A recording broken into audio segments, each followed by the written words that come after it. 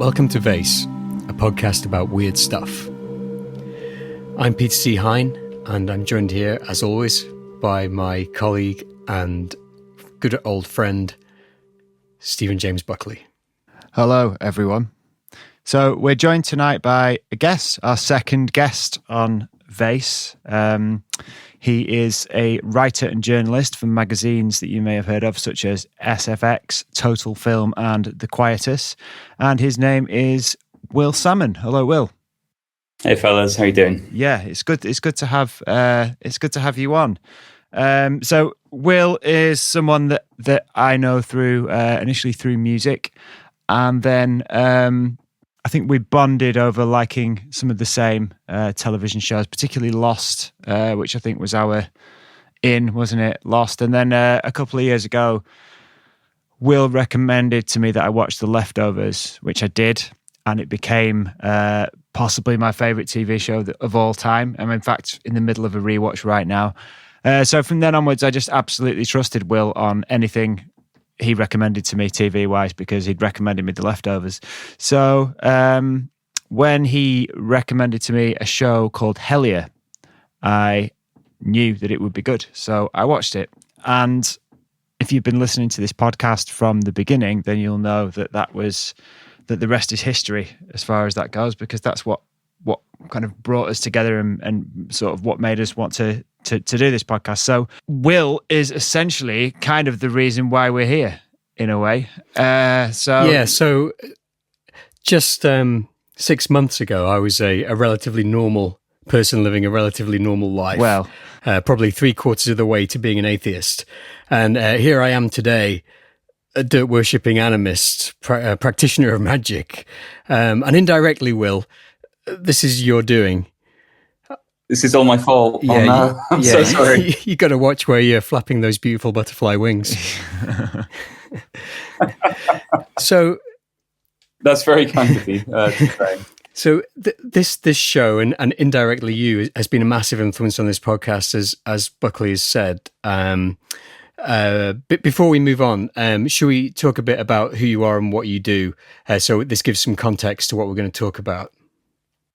Sure. Yeah, so, absolutely. You're as I understand it, through my research, through my sort of familiarity with your work, you're a journalist, writer, and you sort of write about pop culture with a skew towards science fiction and fantasy and that kind of thing. Yeah, I guess so. I started out as a music journalist quite some time ago. I still do a little bit of that for websites like The Quietus and a few other outlets. But then probably in 2009, I started working for SFX magazine, which is it's a really long-running British science fiction magazine that started in 1995. I've been a reader since issue 1, so that was kind of a huge delight getting involved with that. First as a freelancer, then on staff. And then back to freelance, and so I write about film. I tend to specialize in horror. I launched a horror movie magazine a few years back called Horrorville, which was, we lasted 5 issues because we cost too much, but it was pretty well liked at the time, even if it only lasted about a year. Continue to write about that genre and other stuff today. So yeah.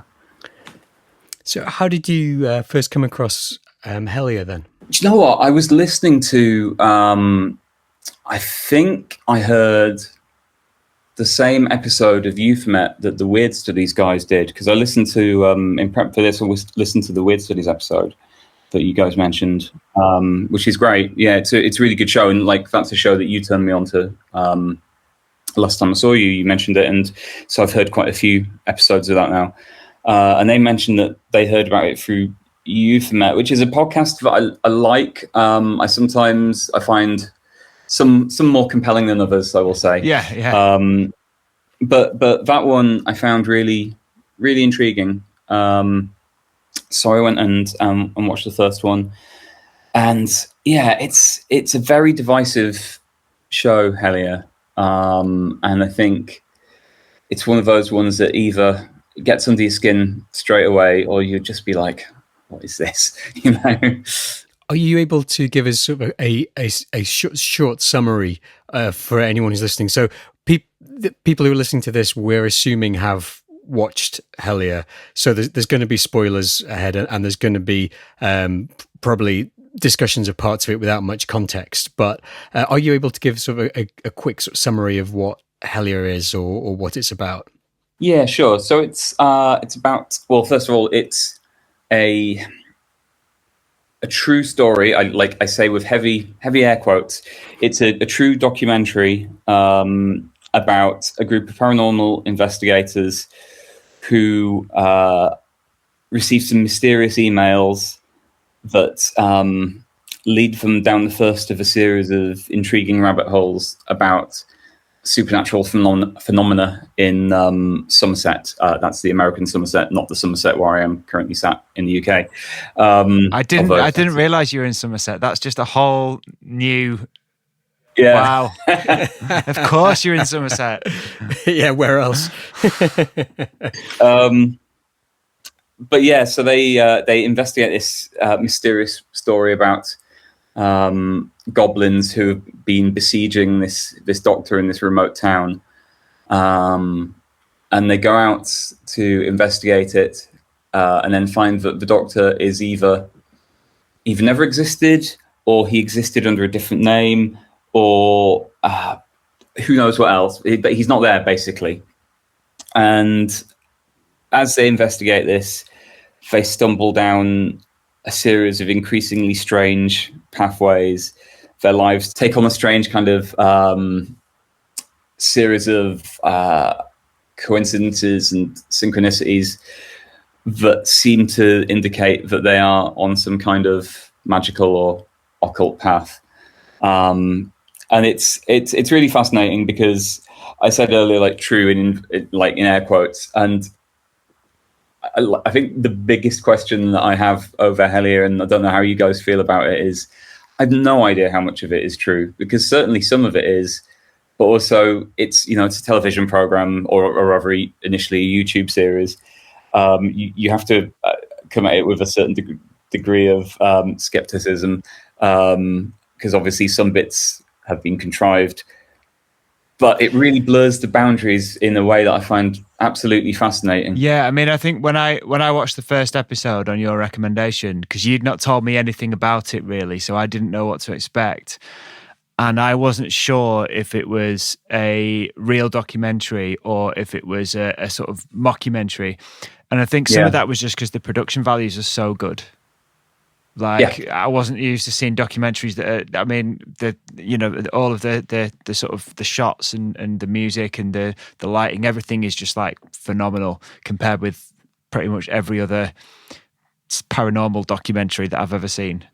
Yeah, it really does make it stand out, doesn't it? I mean, it's Carl Pfeiffer who's actually one of the main investigators in the program who does I think he does basically everything, doesn't he? He directs it, he films a lot of it, he edits a lot of it, and it looks like I mean, they must have done it on a small budget, but it looks, I mean, you could almost imagine seeing that on HBO or something, couldn't you? I mean, it looks almost perfect.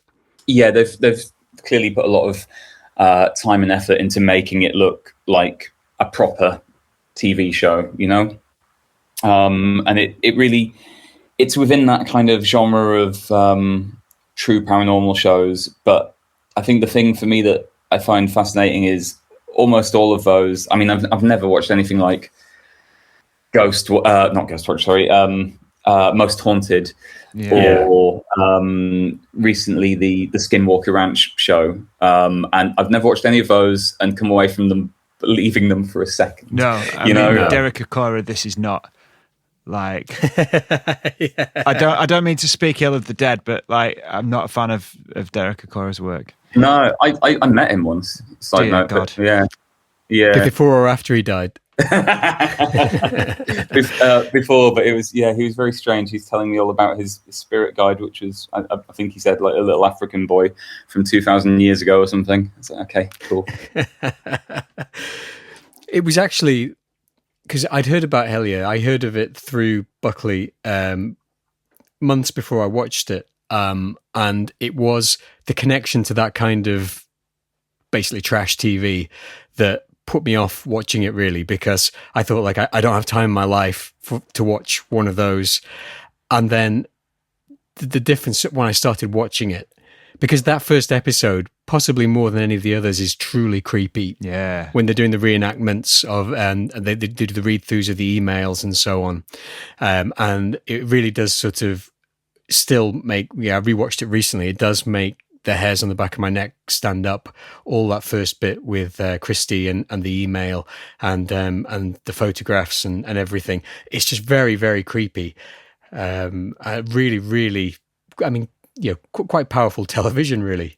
Yeah, absolutely. You're watching that, and obviously, when you get into the series, you get into the rhythm of it, and you start to kind of go, like, the famous thing that people say about Hellier is like 1 star, no goblins. Yeah. Because it's a show that's initially about goblins, and spoilers, you don't ever see any goblins. But in that first episode, you're really kind of like, well, I might see something.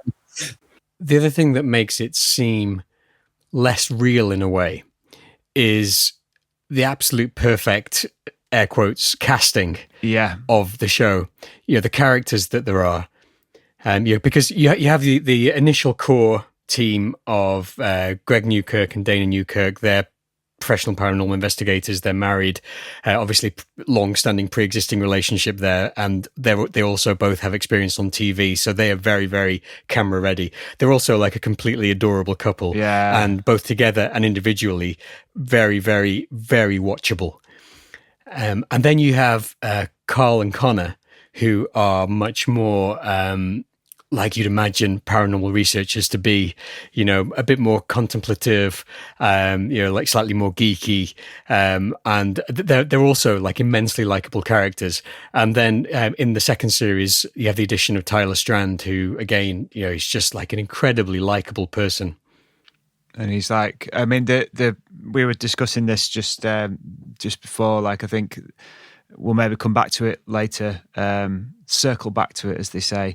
But I think that's actually quite an important thing, like the characters, so to speak, in it, in terms of how it's received. But I think, like, it's almost like the Ghostbusters or the Beatles. It's almost like it's been put together. You know how like a pop band might be put together by a committee or something, and it's like we need the one that's a bit naughty and kind of tough, and we need the one that's the really good looking one, and we need the one that's actually a good singer and stuff. Like the kind of boy bands and girl bands from like the 80s onwards.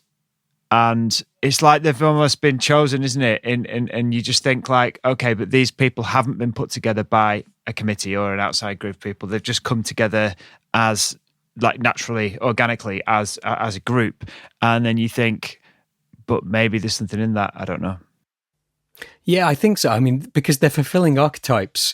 If you'd sat down to write a cast of characters for a paranormal show, you couldn't have done much better than those characters. They are fulfilling, I think, archetypes within it. I mean, I would say, like, watching this, because it does, that's what makes it feel more like a television series. And I think that's why some people watch it and don't realize that it is actually a documentary and it's not a scripted TV show, because it goes back to, we were saying earlier, it reminds you of almost like the Goonies or something, or even further back to like Saturday morning cartoons. Because I'd say like that Greg is Fred, Dana is Daphne, Connor is Shaggy, Carl is Velma, and then Tyler is Scooby. You've got like a really good like mystery machine full of really exciting, interesting characters with incredible dynamic and chemistry between them. Yeah. So you're saying that we're gonna find a goblin and pull the mask off, and it's Alan Greenfield? Maybe so. Who knows? There could be multiple masks in there. It would be like the front cover to the passport from to Magonia. Just mask after mask after mask coming off. This is one of the things, isn't it? With and I don't know really anything about Greg and Dana personally, but their background is very much, they run a paranormal museum, right? And there is a certain amount of showmanship there. And I don't say that in any way to slight them or to imply that they're making anything up, because I'm genuinely not saying that. But there's definitely an awareness of their image and definitely putting on a good show. They know what they're doing.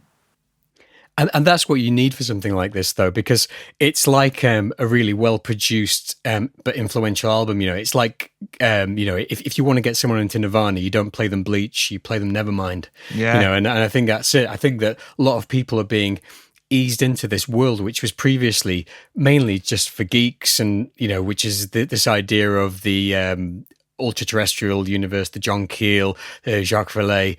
People are being eased into that by a really well put together show that's got a bit of polish to it, with some fantastic likable characters. And as you say, they know how to play to the camera and interact to the camera. And I think that is part of, we could probably discuss this in more detail later, but that's part of the magic that's drawing people into this world and then setting them off onto new paths.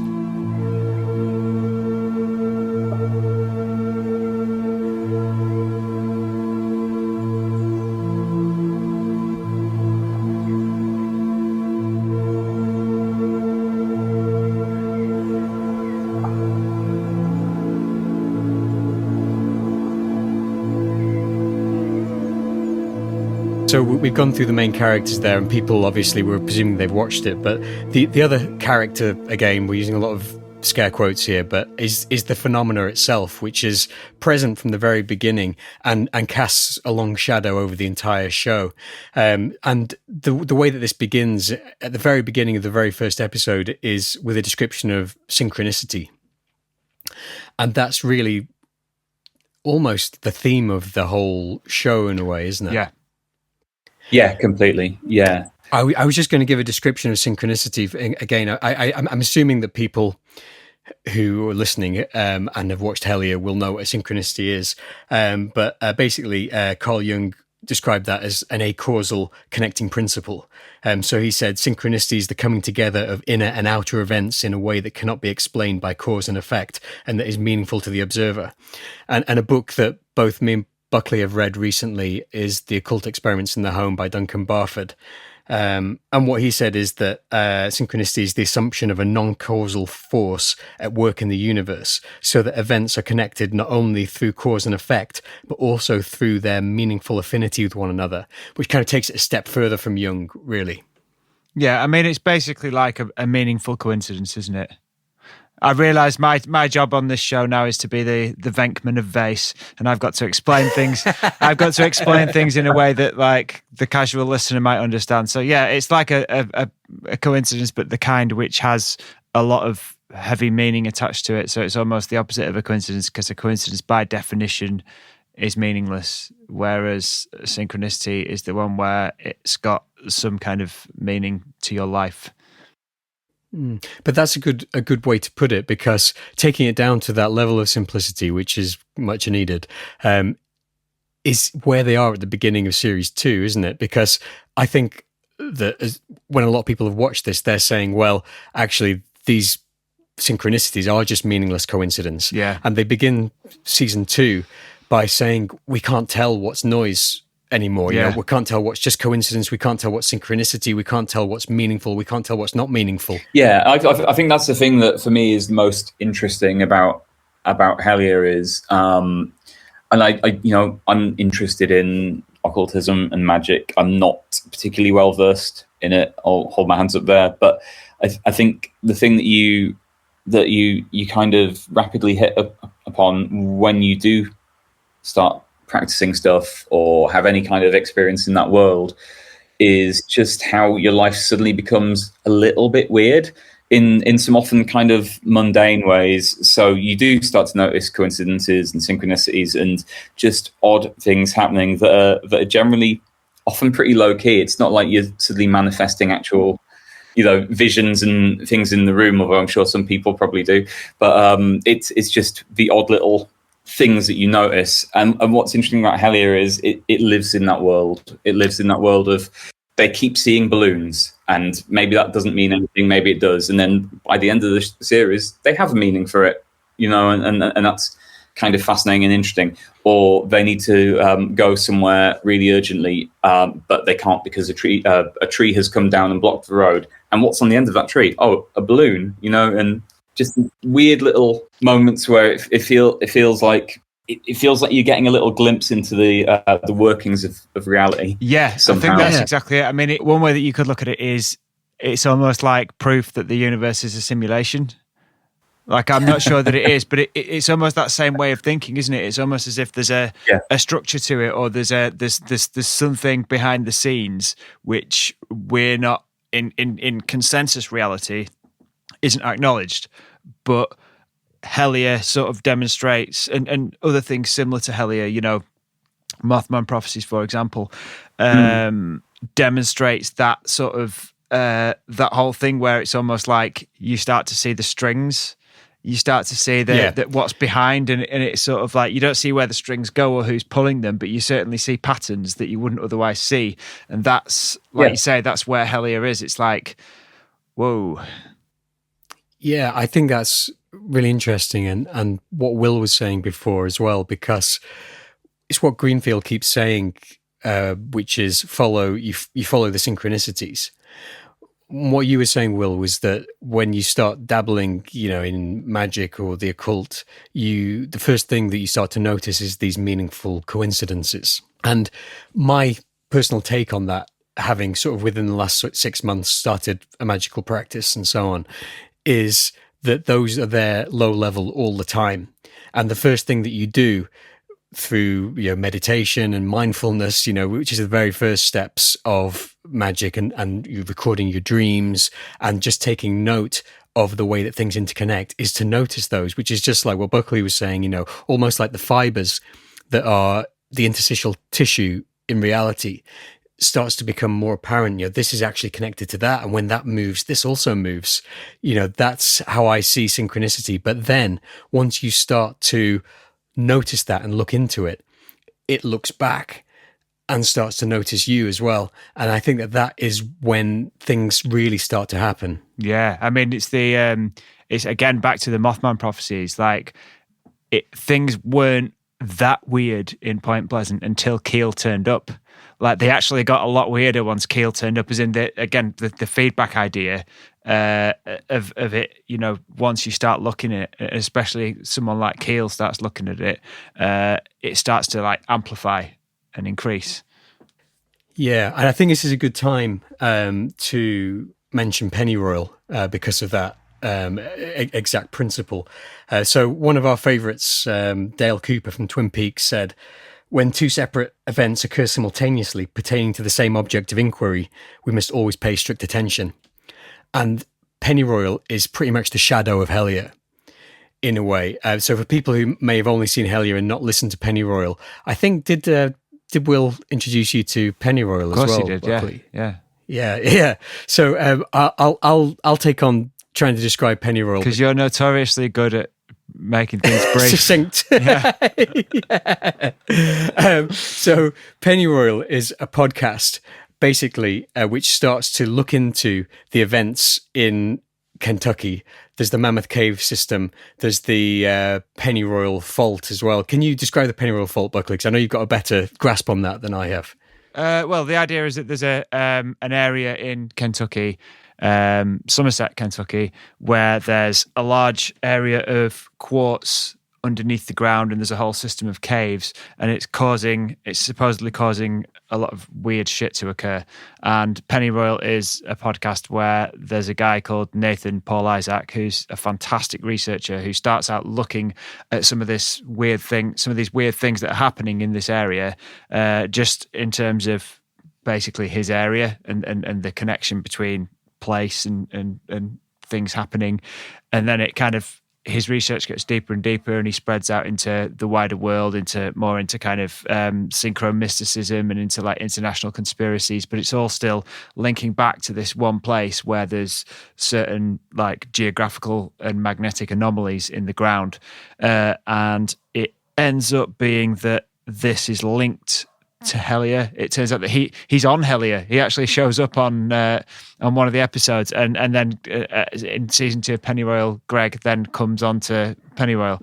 Yeah. No, that's it turns out that they're basically researching the same thing almost, doesn't it? Yeah, very much. But the thing with pennyroyal is obviously, so there's the fault, which is a magnetic anomaly which runs through the Pennyroyal Plateau, and there's also huge deposits of quartz geodes in the in the ground there, and he has this theory that there's some sort of what do they call it, piezo-magnetic effect that which basically amplifies this strange energy. But like Buckley was saying, it really, really, really goes deep down the rabbit hole. You know, they really follow the synchronicities, and it's very difficult to talk about it. You just have to listen to it, because to talk about it is actually just to recite everything that they're saying. But it goes, I mean, international conspiracy, it goes into occult Nazis, it goes deep into magic. It's absolutely intriguing. It's mind-boggling, and it is dense. It is really, really dense. It's got to be one of my favorite podcasts I've ever listened to, because it's so beautifully done, and all the researchers in that are just absolutely fantastic. They make some connections there that are just really, really odd. You know, like so much stuff converges back onto Pennyroyal and Somerset, Kentucky. They link it through to Crowley, Parsons, by way of. I mean, who else? There's the King Kill. James Shelby Downard and all that. Harry Crews. The occult history of Route 66. All this kind of stuff. Yeah. Absolutely mind-boggling. But you end up in the same place, which is that you're thinking, like, how much of this is meaningful? Because I would say that Pennyroyal turns up the noise a lot, you know, in that a lot of this is either supposition or just coincidence. I mean, you have to remember that Kentucky's massive compared to like England or something. I mean, Kentucky is a huge state as well. You know, there's a lot of space in there. You know, and the idea that they've managed to find, you know, significance in who owns a specific mine or what happened as a specific roadway passed through the state or whatever. Some of that could actually just be coincidence. Yeah, absolutely. I think it's in some ways it is, like you say, it's a hard show to talk about because you just kind of fall into the thing of repeating little interesting nuggets of history that they've dug up, but not all of them. I think he does reach sometimes, maybe a little bit, but then I don't know if that's a bad thing or not, because it all adds to this kind of just fascinating sort of strange occult history of the area that is enchanting and you know certainly captivating to listen to.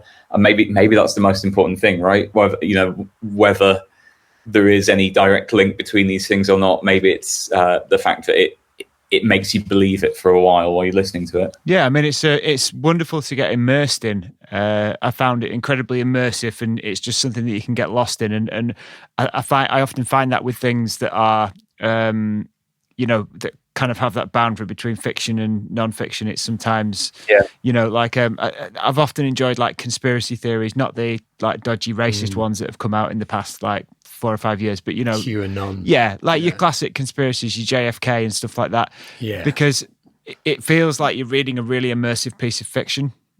And I feel like that with Pennyroyal. I feel like you say, some of it, I'm not sure how connected it is, but it doesn't matter because what it did was create this wonderful feeling of like immersion in this world, and also encourages you at the end to go ahead and do that yourself and do something yourself. And that I found really, you know, spurring kind of, you know, it makes you want to do stuff, doesn't it? Yeah, Pennyroyal is like looking at someone's conspiracy corkboard, isn't it? With the bits of red string connecting things. And it just so happens that the person who's showing it to you has a lovely, lovely voice. Oh, yeah. The thing which I think is the most interesting for me personally in Pennyroyal is the whole idea of the cybernetics and the feedback, and the idea that when you look at the phenomenon, it looks back at you, and then you create this feedback loop and things start to happen with increasing intensity. And I think that that's something which is obviously demonstrated by Hellier and other similar, like I say, like the John Keel thing as well. And I think that that's a really interesting point that really stuck with me. Yeah, I mean, it comes back to what you were saying about being able to see it a bit like a simulation, doesn't it? Because Nathan Paul Isaac brings it back often to information. Yeah. second order cybernetics is what you're talking about. And I've got a quote from him here, which is a fairly lengthy quote, but it really, really sums up Pennyroyal. He says that at the heart of what we call reality is information, and that information for our own safety is hidden from us in the same way that files are hidden on our computer that only an admin can access. If we could easily access that information, if someone without knowledge of how those files worked and what their function was in the system as a whole was able to alter or damage or delete them in the system would crash. In a consistently fractal way, the deeper layers of the system that we call reality are probably encrypted for our safety to avoid a cosmic system error. But magic and other esoteric practices and methodology, including cryptography and gematria, allow the practitioner to decide reality and gain access to these hidden admin files and features. And no doubt here we might also find the natural domain of what appears to us as the phenomena. And I think that that's his sort of idea, is that these synchronicities form some part of reality that we're not really supposed to be looking at. Yeah, I like that. Yeah, it's a really fascinating and unsettling idea, isn't it?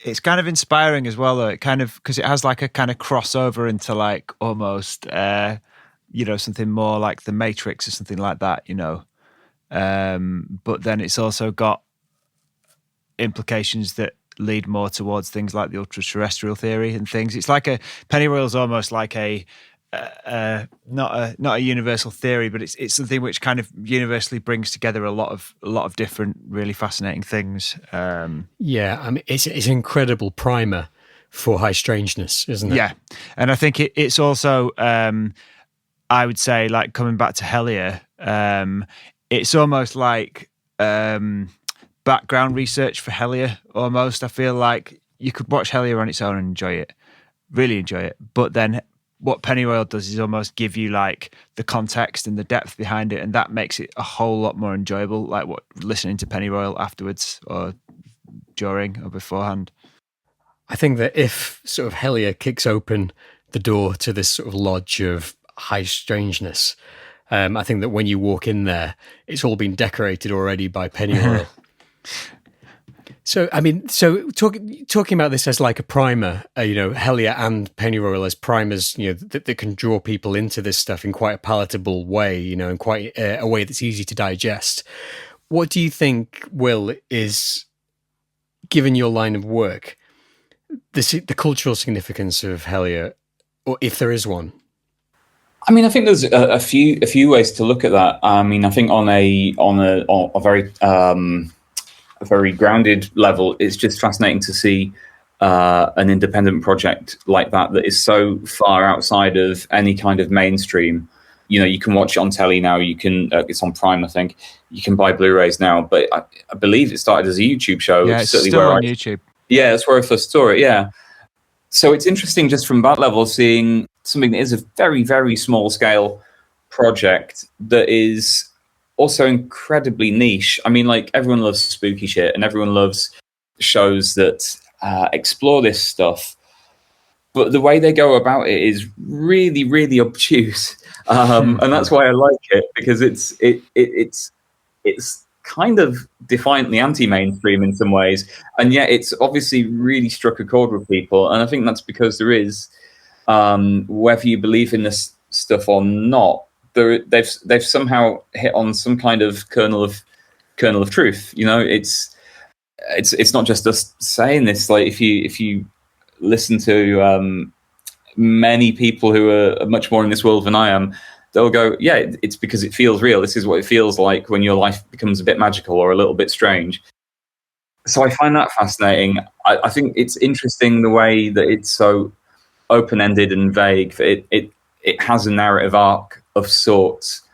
Also, not really. It doesn't really have an ending as such. They just kind of get some interesting answers, maybe, to what's possibly going on, and then it just sort of stops for now. I don't know if they're going to make a season 3 or not, but I find that interesting as well, and again adds to its sense of truthfulness. It doesn't try to show too much. And I think it's interesting it's coming out at the same time as just a resurgence of interest in this sort of stuff. I mean, obviously we talked about Pennyroyal. There's a film coming out very soon called Something in the Dirt, which is which is very, very good, and is also exactly about this stuff. That's a film by Justin Benson and Aaron Moorhead, who did a film called The Endless. So I think you're a fan of Buckley, right? Massive fan of The Endless and Resolution. They're incredible films. Yeah. Well, you will definitely enjoy this when you see it. Then, yeah. I won't get into too deep into plot stuff, but it's basically about it's fiction. Obviously, it's set in LA. It's about two guys who move into an apartment complex, and they immediately discover actual verifiable evidence of the supernatural in their apartment. And what the form that takes is basically, I think it's like an ashtray or something, just starts floating. So they set out to document it, and they start researching it. But as they're documenting and researching it, their lives start to kind of unravel as coincidence and synchronicity pile up on top of each other, to the point where they're basically, they can't really go out the house without seeing something. They're like, oh God, how does this tie into such and such? Yeah. And it's absolutely about that chapel perilous state, if hopefully I'm using that term correctly. Yeah. That feeling when everything takes on that sort of illuminated significance. Do you think that was directly influenced by Hellier? No, and I know this because this is an example of manifestation at work, I think. So I saw this film at Fright Fest in London a couple of months back, which is a film festival. And so a friend of mine who writes for the Wire magazine was also there, and he tweeted about how much he liked the film. And I replied to him, I loved it so much. I absolutely need to meet the directors and ask them if they've seen Hellier and things like that. Literally hit send on the tweet. 5 minutes later, they walk into the bar where I am, stand right next to me as I'm dancing to the Cheeky Girls. And a few drinks in, Dutch courage and all that, I just pivot to them and go, so have you seen Hellier then? And I can't remember if it was Justin or Aaron said basically no, they hadn't. They're aware of it. I think one of them said they'd watched a few minutes of it, but not really persevered. But they did just give me this wonderful quote, which was, I said, why do you think this is all happening at this time? Why is everyone into this stuff now? And I think it was Aaron Moorhead just said, I think we're at the beginning of a global awakening, man. I was like, okay, cool. Yeah, that is a really interesting story. That is kind of ties into what we've been thinking Hellier is about, really, isn't it? Yeah, exactly. I mean, it's what Greg Newkirk said that he wanted Hellier to be about. He said, I was listening to a podcast just today, actually. It was Somewhere in the Skies, number 138. And in that, Greg said, I want it to re-enchant the world. I want people to look at the world differently. I want them to pay attention to the synchronicities in their lives and see what those synchronicities might mean to them. That's literally what happened to us, isn't it? Like, yeah. Vayse is like exactly what Greg wanted.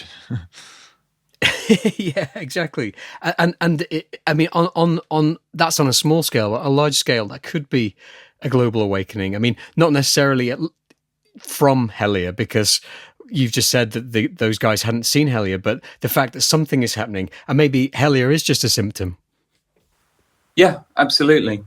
And obviously, I'm not super well versed in all this stuff, but you see ties back to things like obviously VYS, the Philip K. Dick book, and Robert Anton Wilson, who you turned me on to, Buckley, and all this kind of stuff. It's been there in the background for a long time. It just feels like for whatever reason, it's having a real moment, and I don't know why, but it's very, very interesting. I think one of the things is like when you look at something like Cosmic Trigger, which has quite a lot of similarities to Hellier, as often gets brought up in discussions about Hellier.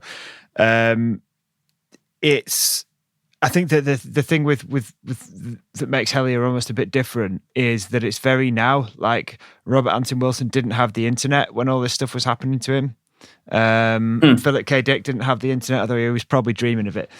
But like we the fact that it's there, the fact that Hellier is kind of being broadcast on the internet. It's because it's beyond TV age. This isn't TV age. This is like internet age sort of thing that's happening, and I think that makes it a bit different. I think that makes it kind of like almost more powerful, because if you think in terms of feedback loops, think how much stronger the feedback loop is when you've got thousands, tens of thousands of people all watching it and feeding back into it, as opposed to something like a book, which spreads a lot more slowly.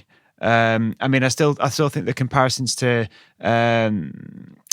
Cosmic Trigger are really valid, because I think Cosmic Trigger is probably the book that influenced most of the people that went on to do podcasts like ours. You know, like it's I think that was kind of almost the Hellier of its time in a way, but I think Hellier will almost do it perhaps even more, you know, in a similar way, but actually more powerful, because the internet is designed for that kind of communication and that kind of networking and that kind of spread of ideas. And it's like a perfect growth medium for whatever it is that's growing and whatever it is that's growing it to happen. Yeah, I think that's right. I mean, the way that I think about it with Pennyroyal and Hellier is almost like media as a virus. You know, these ideas are now actually getting into people's psyche, you know, so probably more than maybe any other television show, Hellier changes people who watches it. You know, if you watch Hellier and you're the right sort of person, it can have a dramatic effect on your mind and even your life, as we are almost living examples of, really. I heard someone describe it as the only TV show that when you watch it, it watches back. But that's not too far from the truth, you know. I think there is almost like there's some sort of awareness, if not in it as an egregore, to use the sort of buzzword of the time connected to Hellier, but even if it's as some sort of network of influence running through the internet, as Buckley was saying, that there's something more to it than just a static work of art or whatever. No, I definitely absolutely agree. Yeah. I think it's fascinating that, and not to drag us too off topic, but I think it's fascinating how you do have certain works of art that can do that. I mean, so for me, I don't know if you guys have read The Invisibles, the Grant Morrison comic. I've started it. I'm not all the way through it. Right. So that's an example of that was written in the 90s, and that is an example of a comic that was specifically designed as an occult practice, right? Like a hypersigil. That's the word that Grant Morrison used with typical kind of showmanship again. But yeah, I mean that is so densely packed with esoteric ideas, pulled from many places and many philosophies and ideas. And like reading that, I would have been 15 when I read that for the first time, and then suddenly you get to, I think it's issue 11, and he's drawn a sigil in the back, and he's like, "Hey, save our comic from being cancelled by wanking over this sigil." Yeah. I'm like, "Oh, I'm 16, but I'm not going to do that. Sorry, mate." But you know, those ideas have never left me, and that interest in occultism, I have to a degree started there. So yeah, and then from The Invisibles, you then get something like The Matrix, which obviously is a hugely influential film, like a massive moment when that comes out, and that is running with a lot of the ideas from The Invisibles. I mean, it's widely acknowledged that comic was an influence on the set. It was a big shock to Grant Morrison going to see that film, and then kind of going, "Oh, they've made the film of my comic, just in a slightly different context." So I find it interesting how these ideas do become kind of like virus-like, and pass from one media to another and just take root in your brain. Yeah, and I think another TV show that's done that for me as well was True Detective, which again had that influence from The Invisibles. You know, there was some debate about whether some lines had been lifted directly from The Invisibles, I think, through the first season of True Detective. What a fascinating show that is as well. I mean, I'm not going to lie, I did not stick with it. I gave up on season 2, and I liked season 3.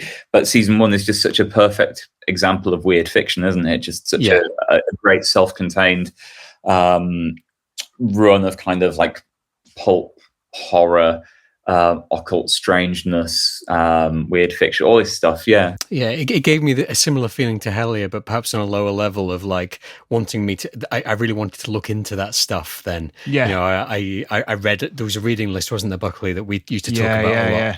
I watched it 3 times in a row.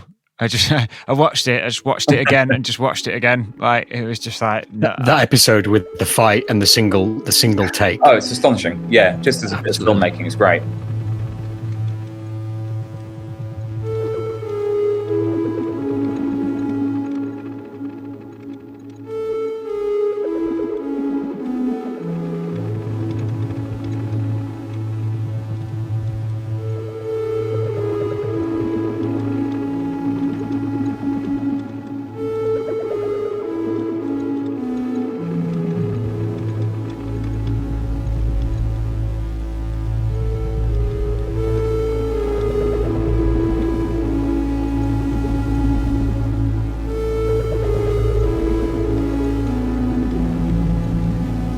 So do you think that there's any other TV shows that are comparable in terms of influence on that sort of community or that sort of way of thinking? Yeah, absolutely. I mean, the big one is surely Twin Peaks. I think like it's such a fascinating show, and clearly a show that has been made by people who understand this stuff. I mean, obviously David Lynch, so co-created by David Lynch and Mark Frost. Lynch is famous for being into transcendental meditation. He's very interested in the world of the imagination, the world of dreams, which obviously I know you guys are from previous episodes of this show. And all his work is about dream logic and the subconscious, and has these wonderful undercurrents going through it. At the same time, Mark Frost is kind of often a little bit forgotten about, I think, but his influence is incredibly important.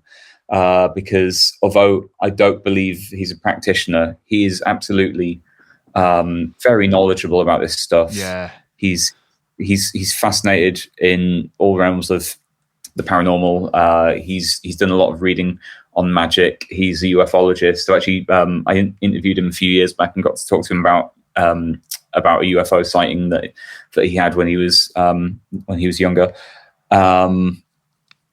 And he brings that kind of I don't know if reality is the right word when you're talking about this stuff, but like he brings an understanding of the history of these things. So if you read his book, The Secret History of Twin Peaks, that's full of things like Jack Parsons and all the kind of mythology of rural America. There's a beautiful melding there of the intuitive and the analytical, with Lynch being the intuitive and Frost being the analytical. And that's something I think, again, that me and Buckley have discussed and that we're hoping to discuss in future episodes a bit, is that because that's the perfect yin and yang there.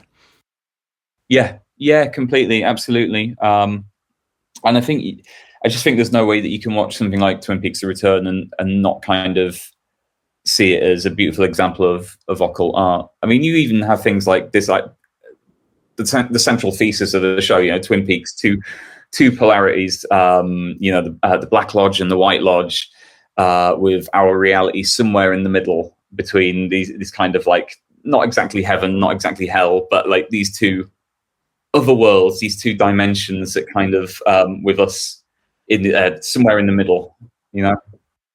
Yeah, I think it definitely primed my brain back 20 years ago when me and Buckley first were watching that, and I think it definitely sort of set us on this sort of course that has eventually led here, magnified by the lens of Hellier.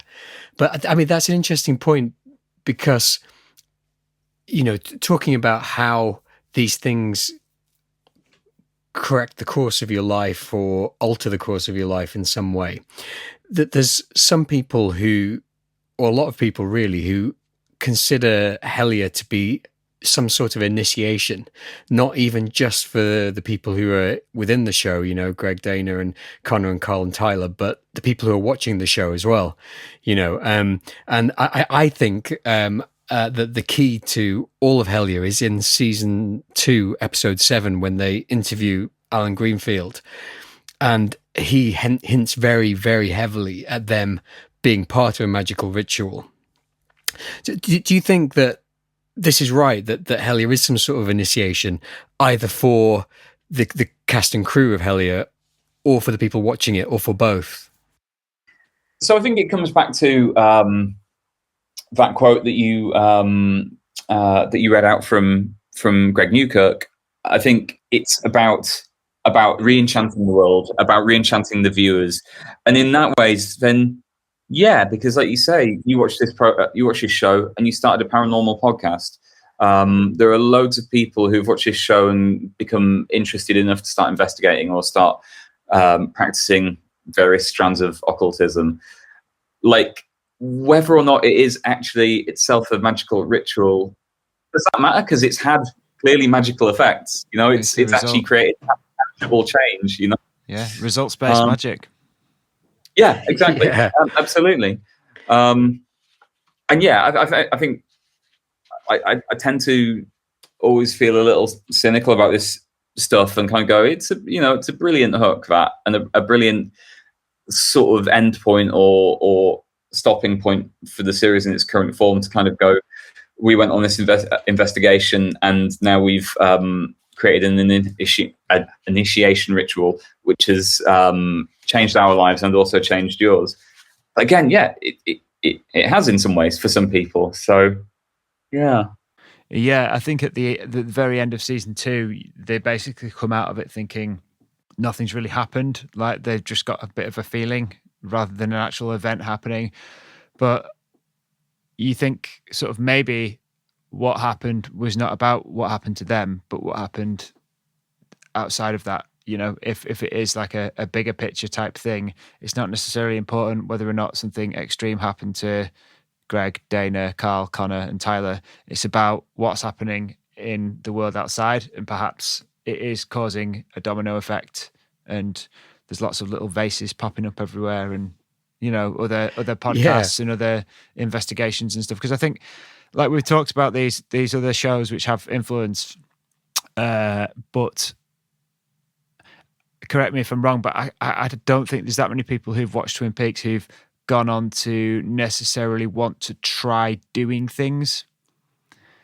And the same with the X-Files, and the same with like whereas Hellier kind of almost encourages you, and Pennyroyal to an extent as well, you know, it actually encourages you to become like that, and because you basically want to be Greg. You know, I sound like I'm joking, but that was the feeling I got when I'm watching it. I was like, and I remember talking to Mark about it, our previous guest field lines cartographer, and we were just saying, like, don't you just wish you could, you know, quit your job and just do what Greg does all day, because it'd be great. And it does make you feel that way, and it does make you feel like more than anything else, makes me feel like I feel like this is something that I'd like to actively investigate rather than just read about as fiction. Yeah, and that in that Somewhere in the Skies podcast I was listening to earlier, Greg said Hellier is a toolbox, and he said it quite seriously. You know, I mean, basically, I think he really does want to, and I think they all do, really want to go out there and encourage people. I think that it's in the final episode of season 2. Carl says it might be bigger than us, bigger than just the cave that night. It might be this project itself. The results of the ritual might not even happen to us. I keep thinking about this idea that they might happen to the audience at home watching this as part of the ritual. Yeah, that's exactly it. But whether it's an actual initiation or not, I'm not sure. You know, whether I don't think that you can just watch Hellier and have your life changed. I think that it's more of an inspiration than an initiation. It's an inspiration to become initiated. You are given the prod and the prompt by watching Hellier. If you are excited by that, if you're influenced by that, then you can get up and do something. Because for me, Hellier is about reaching up and touching something, you know. And I mean, that's obviously what's happening to them. But if you draw influence from that, then it makes you feel that you too can go out and do that. Yeah, and it's interesting because you just mentioned the X-Files Buckley and briefly, and I think in some ways the X-Files did have that huge effect because it was such a big show. It was so massive, and you listen to interviews with paranormal investigators and ufologists and people like that, and almost all of them will, if they're of our age or kind of roughly our age, almost all of them will go, well, it started because I watched the X-Files and I wanted to be Mulder or I wanted to be Scully.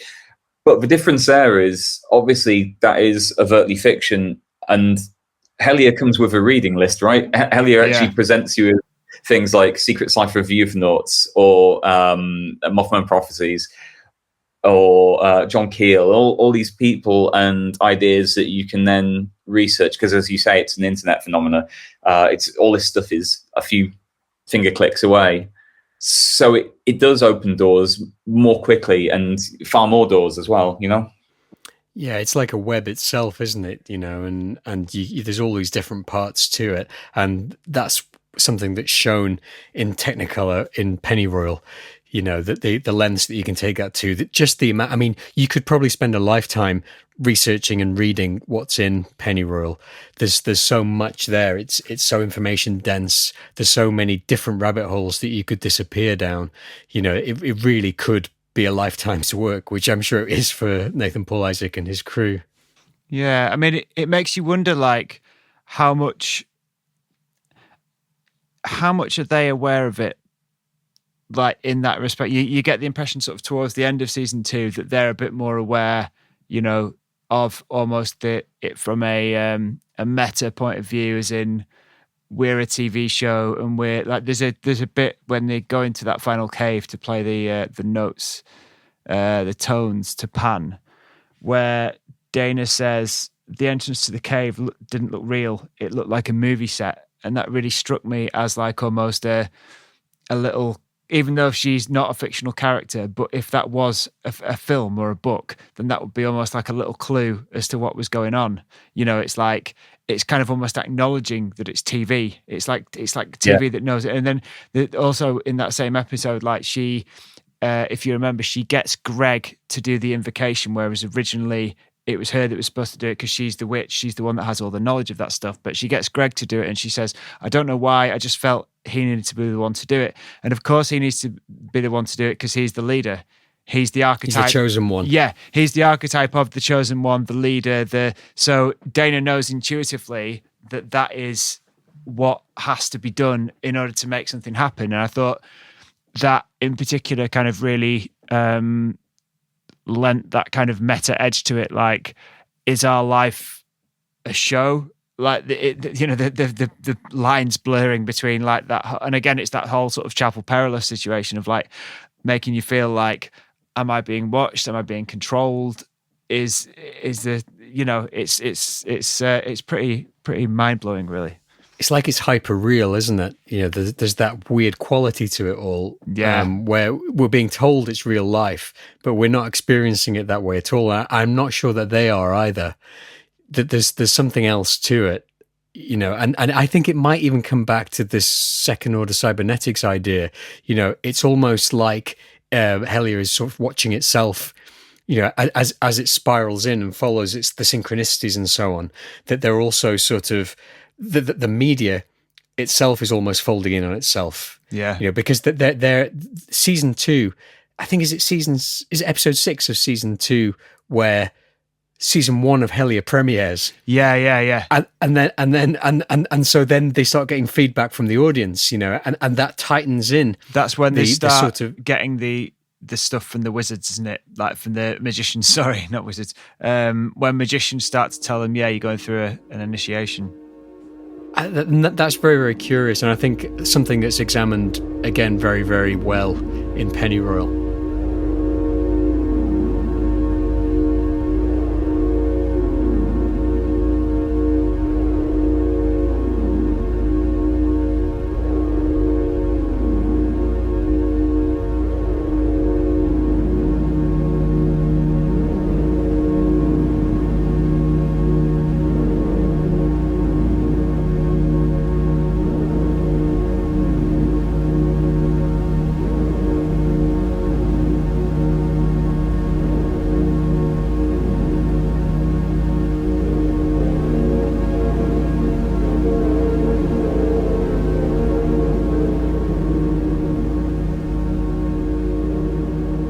So having sort of examined it from a sort of cultural perspective, Will, what do you think is really going on in Hellier? If you had a theory, what do you think it is?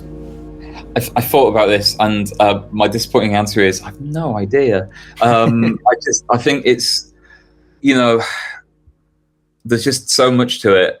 I think you could take the slightly cynical route and go, well, it's some talented filmmakers with no budget found a way to make a compelling narrative out of basically no resources, and turn that to an advantage purely because they've got a good inherent knowledge of esoteric stuff. They run a paranormal museum. Dana's a witch. They know this stuff, and they found a compelling way to weave in their own lives into it. And I think that's absolutely possible. Maybe that's even the most likely option. But when you watch it, there's so much stuff, so many details, so many weird tangents and coincidences and synchronicities and just odd little things, that it would be an absolute nightmare to plot. I've no idea how you would go about plotting something this dense and complex.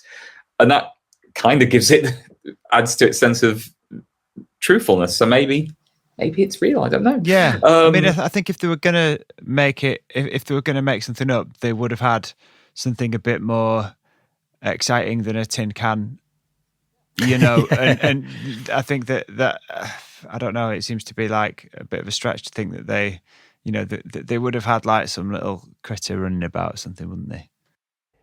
Yeah, I think I was listening to some podcasts, and I think one was Beyond Bigfoot. I'll link to it in the show notes. But basically, they shopped it round some TV networks, Hellier season 1, when they'd filmed it, and none of them would pick it up because it wasn't in a standard paranormal show format.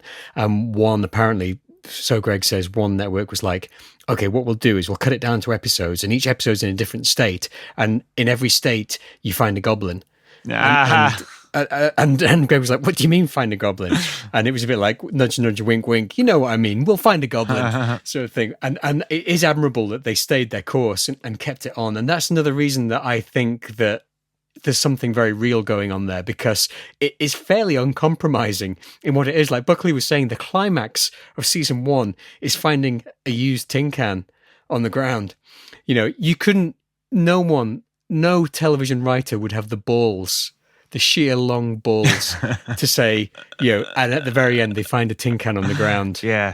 But if you've been following the show, that's weighted with significance, right? Yeah.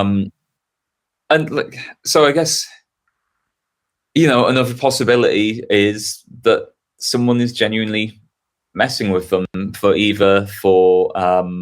genuinely magical purposes, or for just some strange idea of their own, maybe some weird Discordian prank. But again, that seems deeply unlikely as well, because the letters that come from David Christie that set them off on this path lead them to a guy called Terry Wrist, who may or may not be real. I mean, that's a strange name, and they assume it's a pseudonym. But then later in the show, you kind of get the sense, possibly he is real. And that leads them to a book, Secret Cipher of the Euphonauts. And maybe it was by the author of that. Who knows? Like, who would do this? How would you do this? It just kind of really stretches plausibility that someone would be able to plan this incredibly dense, long-running prank, basically. The idea of there being some sort of Svengali behind it is almost as implausible as there being goblins, isn't it? Yes. Because no one could have anticipated what would happen. Because even if someone messed with them by sending the original David Christie emails, there's no way that same person planted a tin can in a tunnel in Kentucky, is there? Yeah. So how do you get from one space to the next? I think in my mind, I don't know what you guys think about this, but I don't think there were any goblins. That bit to me doesn't seem real. That initial email, I think, is some sort of prank, wind up, or lead on. I don't think that those photos are photos of goblins. I don't think that those footprints are goblin or Bigfoot footprints. I don't think that's too cynical to look at. I mean, they say, well, look, these have dermal ridges on and so on, but you can fake dermal ridges. That's the least of what's going on here. But I think that it's almost like a like activation energy for a catalyst. This is what brings them together and puts them into this state where they are basically entering into the synchronicity storm. Was that done intentionally for that purpose, or was that an accident? Someone messed with them, it brought them together, and one by one the synchronicities started coming. It's like we talked about in the I think it was episode 5 about whether the Book of the Law was actually delivered by this ultra-terrestrial being to Crowley. It doesn't really matter, because what's happened since is truly magical. Yeah, that's a really good point. I think it's that whole thing, isn't it, where it's like you, and again, it's a magical principle, but it carries across into lots of other areas of life, is that sometimes you've got to truly believe in something for it to work. And, like with you've kind of got to almost immerse yourself into it and believe that it's going to work. And I think with Hellier, you almost had, a team of people who did truly believe in it, and so something did happen, and it wasn't necessarily, it didn't mean it had to be done by, like you say, some kind of trickster with that intention. But either way, what happened was the feedback loop occurred, and the whatever it is, this thing, this phenomenon, however you want to describe it, it kind of created this sort of vortex of it all coming together and happening in this place to these people because of the unique group of people that they were, and because of who was watching them and how they presented it and all of that. And it just kind of, it was like a perfect storm, is how I could have said that far more succinctly. Yeah. And it's interesting because on that very last episode, Tyler Strand is talking about how, because after they go to the cave, obviously, Connor dives deep into the numbers, and they run through those original numbers from the original messages, and they get this passage from Liber 31. And Tyler Strand says, "Oh, so that was actually pointing towards this passage from a book. But I went there to the coordinates, and I found the balloon, and I found the green man." Yeah. So that happened as well. So it's as if, like Buckley was just saying, that the act of believing is making things happen, and I think that is magic, isn't it? Yeah. I wonder if the same thing is happening in Pennyroyal, because again, what starts off as a fairly local investigation into a few murders in Kentucky becomes basically like a global conspiracy. And was that global conspiracy there, or has it been somehow created and fueled by those guys investigating into it? I don't know if there is an answer. I don't know if there's a beginning or an end to that, or if it's just a circle. And it might keep happening. Well, yeah, that's it, and I wonder how deep you can go, and I wonder, like maybe that idea of Chapel Perilous is like some sort of stopping point that you have to stop at, because you can just go deeper and deeper and deeper. I think that comes back to what Nathan Paul Isaac was saying about, if you look too deeply into these hidden files, you'll cause the whole system to crash. We shouldn't be going that deep into the fabric of what's making up.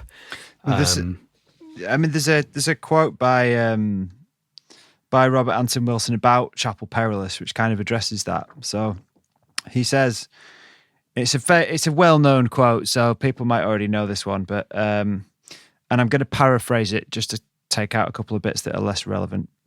In researching occult conspiracies, one eventually faces a crossroads of mythic proportions called Chapel Perilous in the trade. You come out on the other side either stone paranoid or an agnostic. There is no third way. Once you're inside it, there doesn't seem to be any way to ever get out again until you suddenly discover that it has been brought into existence by thought and does not exist outside thought. Everything you fear is waiting with slavering jaws in Chapel Perilous, but if you are armed with the wand of intuition, the cup of sympathy, the sword of reason, and the pentacle of valour, you will find there, the legends say, the medicine of metals, the elixir of life, the philosopher's stone, true wisdom, and perfect happiness. Nice. So and I like how that ties in the kind of magical imagery as well with the pentacle and the chalice and stuff. Yeah. I wonder if the Hellier guys are heading towards Chapel Perilous. I mean, like I hope Greenfield not. has said that they seem to have avoided it, and it might be in the way that they're approaching it. Yeah, I mean, it's one of them things, isn't it? Because when you look at Greg actually does specifically admit what he's done magic-wise. He's basically dabbling in bits and pieces here and there. Robert Anton Wilson was basically dabbling in bits and pieces. You know, he was doing like Crowley, Thelemite type magic rituals, but he was also doing other stuff. And like, is that what causes it? I don't know. I don't know what you think, Will, about the end of the series of Hellier, like in season 2, because like Buckley was saying about Greg dabbling in magic, it seems like at season 2, at the end, they seem to be throwing anything at the wall to see what will stick. You know, that they hypnotize Carl, they go to a cave and try to summon Pan. I don't particularly think, I don't know what your take is on whether this is a construct for television or not, but I don't think that the Pan thing is particularly relevant to the larger case of Hellier. What do you reckon? I think you're absolutely right in that they do kind of just throw things at the wall to a certain degree. You have the alien abduction strand, which is really interesting, but also feels quite disconnected from all the Rite of Pan stuff. I think if I was to be a little bit cynical again, because I rewatched the last episode yesterday, and a bit that stuck out to me kind of slightly clangingly is where Dana is defining the word Nox and its occult meaning, and says it means Knight of Pan, and Greg goes, "What?" It's like you're a couple. You've probably had this chat off camera. Yeah. But obviously, you know, again, they got to make it entertaining. So I do understand. I had a thought about that actually today, in terms of like my initial thought upon watching the last episode, the first time I watched it, was the whole tones thing.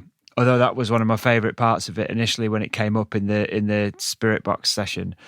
The way that they went about it in the cave was bullshit, because they unless Dana has perfect pitch and can remember the exact pitches, there are thousands of increments of pitch that it could be. There's not just the notes. It was the notes C, A, F, but there's other notes in between that aren't on the Western scale. It just so happened that this ancient god chose, I don't know. I don't buy that. And I don't buy the fact that Connor was just able to play them and Dana was like, yes, that's the one.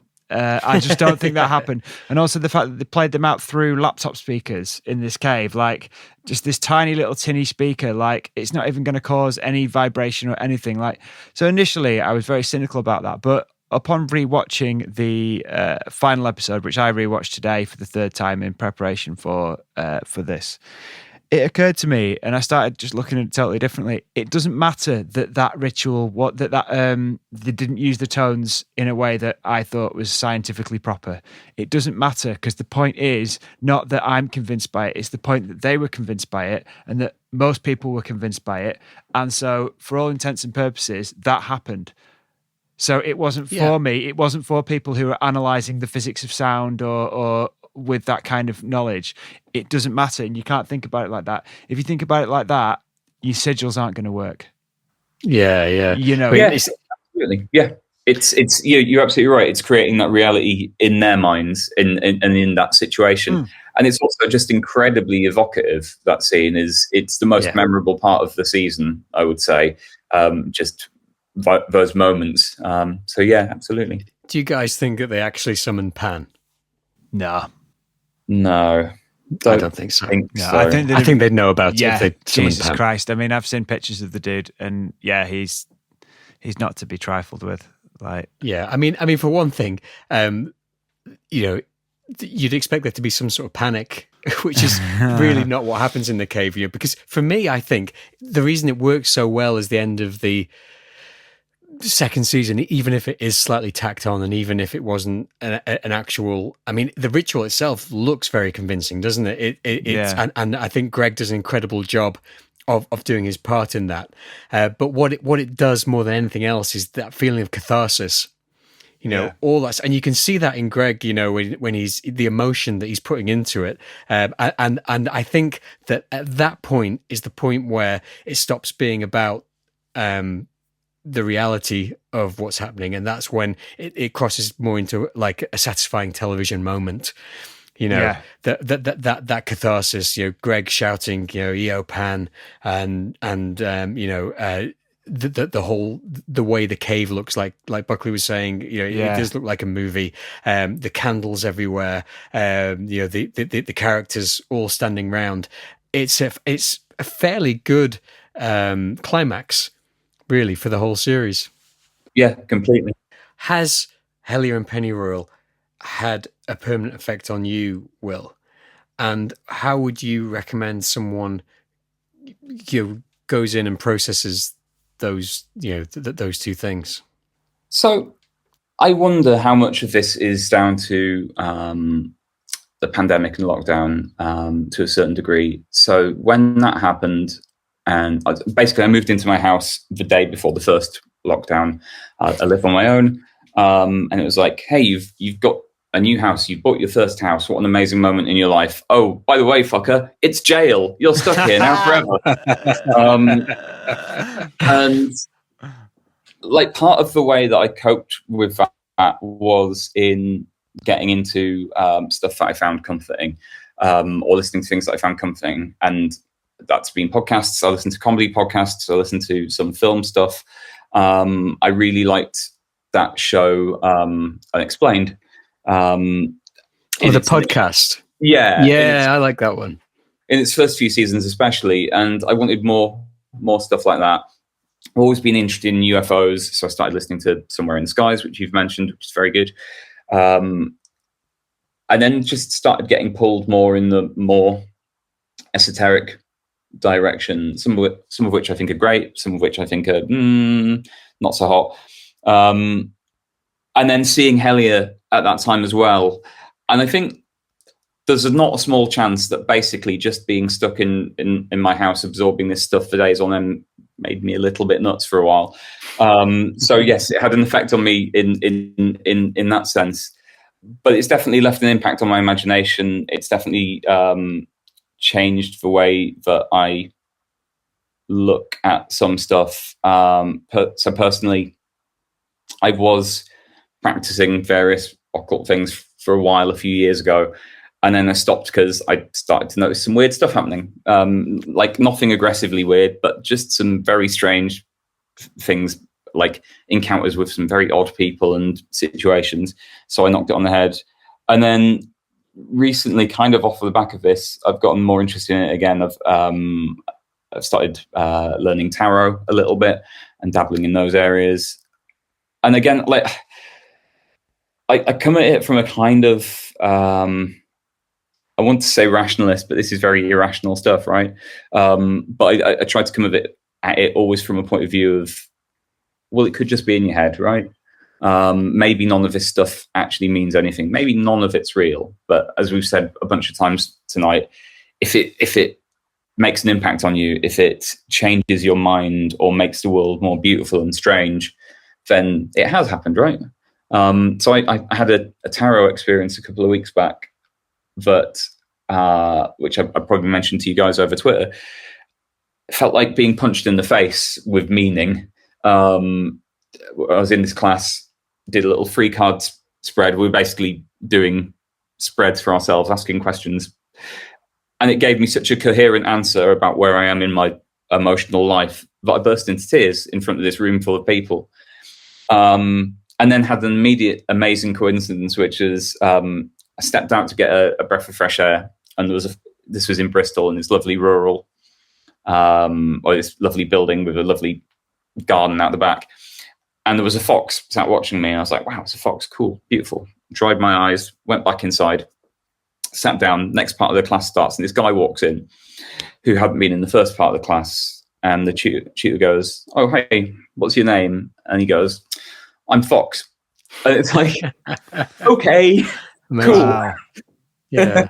And again, like, maybe none of that stuff means anything, but so much of it has happened. Like, so stuff like after I'd been doing sigils for a while, going home to visit my mum in Yorkshire, and seeing a guy on the train reading a book, and he had a very distinctive tattoo, which was of a typewriter. And I was like, I bet he's a writer. That's kind of a slightly Garth Marenghi-esque thing to do, have a tattoo of a typewriter. And didn't speak to him. This was in East Yorkshire. I was like, cool, like, wonder what he does. Literally 2 weeks later, I'm talking to him in the bar, because I've just walked into a bar and he stood there, and I'm like, were you in Bridlington 2 weeks ago? And he's like, yeah. And this was in London, sorry, I should say, where I met him. And it's like, what? Yeah.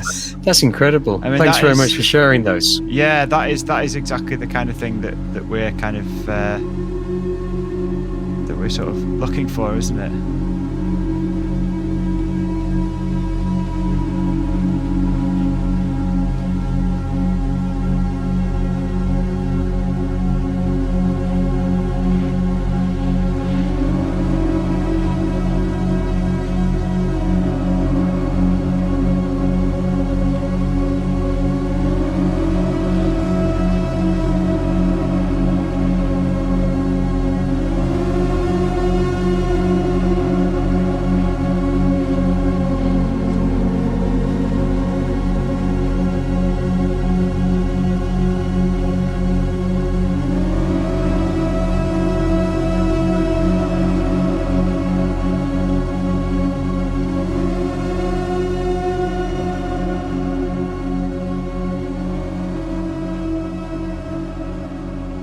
So, I mean, it sounds like, at least for us three here, that Greg Newkirk's got what he wanted in terms of re-enchanting our worlds, at least.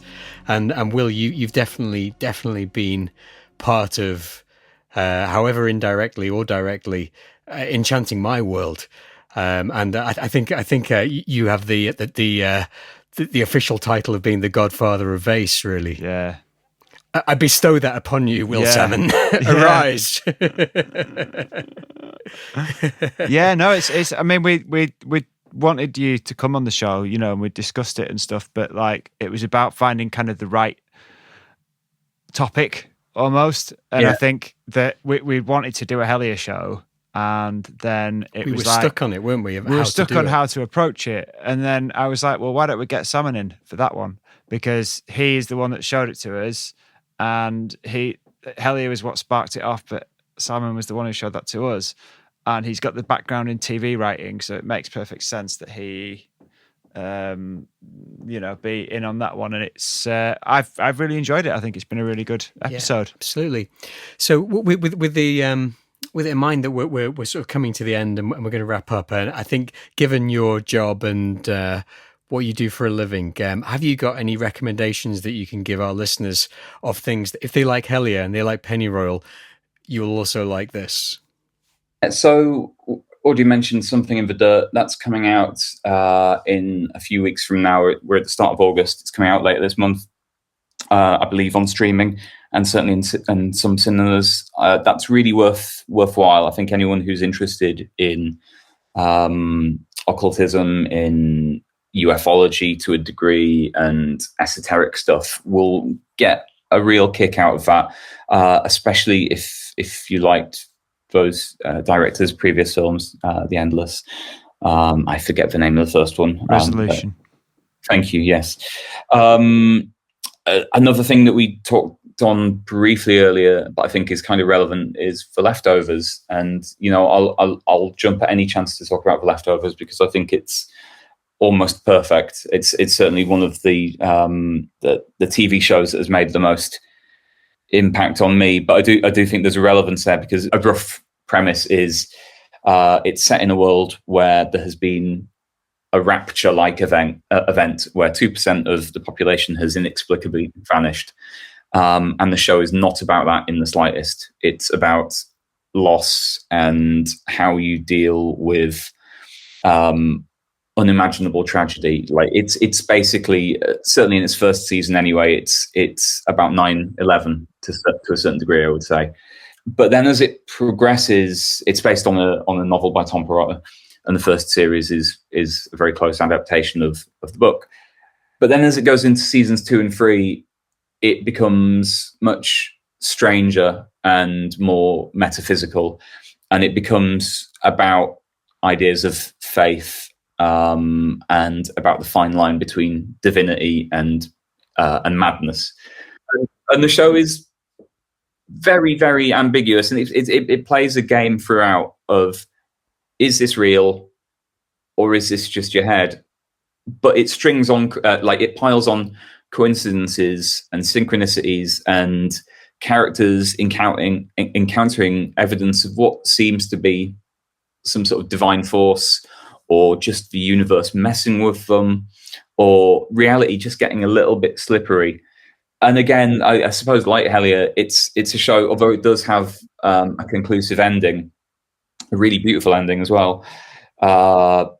It never truly, anyway, explains where the show stands on that, and if they how much of the show is truly magical. I think the showrunner Damon Lindelof has said, if 2% of the population have vanished, then 2% of the show is supernatural, and the rest of it is, for want of better words, real. I think it's a great show. I think it's really, really beautiful. I know you're a big fan, Buckley, and Hine is too. Who's seen it?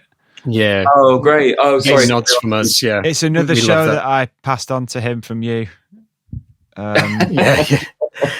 And so, Will, how can our listeners find you? I mean, your social contacts, rather than actually turning up at your house. So you can read my stuff in SFX magazine every month, which is still my favorite magazine. I'm very proud to be associated with that.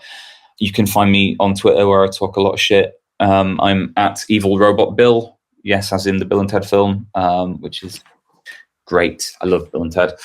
You can find me on Instagram under the same handle.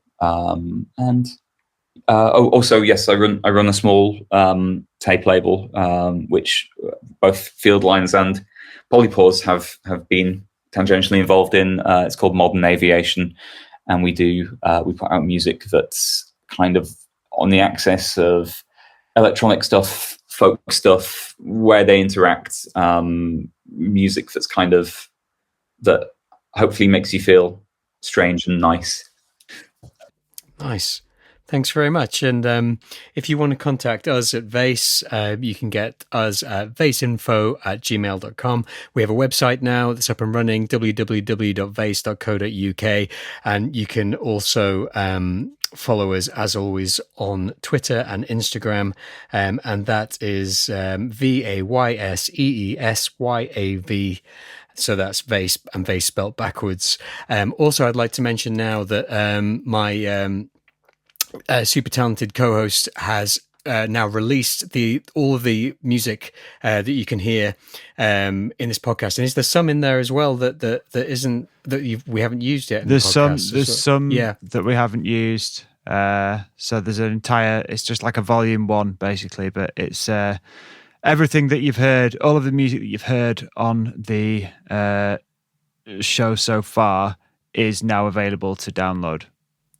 And where is that? Yeah, so you can find the soundtrack at vayse.bandcamp.com. It will be linked in the show notes, and it's also on the website. So if you want to support the show and to fund us buying more books and going on trips places, then as it stands, the best way to do it is to actually buy this soundtrack album, because it costs just £5, and it's a donation that will go to us, which means that we'll be able to sort of do more stuff with the show, buy more books, keep the research going, travel to different places, etc. So if you like the music, or if you like the show, buy the soundtrack album, download it and listen to it. Or even if you just don't listen to it and you just want to give us a £5, that too would be much appreciated. Yeah, and I've put a link onto that on the website as well. So even if you just want to go to the website, you can find our Twitter handle, our Instagram, Bandcamp, all from that one place, www.vayse.co.uk. This is actually the first show that we've done since we've launched the podcast, and I just want to thank everyone who's listened. Feedback's been so good, so helpful, so useful. Yeah. if you enjoy the show, please, particularly on Apple Podcasts, if you can just give us a quick review, give us you can use the star click thing. You can just leave a few words for us, and it really does help us. It helps get the show sort of listened to more, and it gives us feedback, which we're always happy to receive. And we've had some really useful feedback. Particularly, we were emailed by Ben, who gave us some really interesting points of research that we're going to look into. And there's Keith B on Twitter, Bob Plant. As always, Phil Lang's cartographer, Giants of Discovery. I can't sort of list every single person, but we're really, really appreciative of people who are listening and enjoying it. Yeah, it's been really nice to have people interact with us on Twitter and just like send us messages recommending books, or send us just commenting and talking about their own experiences and things like that. It feels really nice to be kind of building like a little community, but also sort of it feels like it could be, as we've discussed in this before, yet another stage, another level of initiation. Are we initiating people in the same way that Greg Newkirk initiated us? We can only hope. And Will, thanks so much for your time. You've been so generous with your time here, and the things that you've said, and all the interesting stuff that you've talked about. We really, really appreciate it. It's been great. Thank you so much. Yeah, thank you both. It was a real joy to be a part of. So thank you. Before you go, Will, you may have noticed that at the end of each episode we try and clear the air a little, like you would at the end of a magical working. So in order to clear the air, lighten the mood a little, I have a question for you. Okay. If you were stuck on an island perhaps similar to the island on Lost. A mysterious and weird island that you've no way of getting off. Which member of the Hellier team, and this includes periphery players in Hellier, so it's not just the 5, it includes people like Dr. Alan Greenfield. Which would you rather be? Who would you rather have on the island? And bear in mind, they're on your side, so it's your companion and someone who's on the island with you and on your side. Well, that's interesting, isn't it? Because my first thought was Alan Greenfield, but and in my head I was thinking, because he's kind of like, to a degree, maybe he's like Locke, but I don't think he is. I mean, he's more like Ben Linus. He's Ben Linus. He's the Ben Linus. Yeah. I don't mean that to say that I know there's one theory that Greenfield is the man behind what's going on Hellier, and I don't believe that's true. But he's definitely he knows things, man. Yeah. Well, Ben Linus is like one of my top 3 Lost characters. So, well, that's the thing, isn't it? Is he the secret hero of Lost? I don't know. I mean, I think from a purely survival point of view, you'd kind of think Tyler Strand, because he's like... It's got to be Tyler Strand, isn't it? So gung-ho. He's never tired. He's never scared.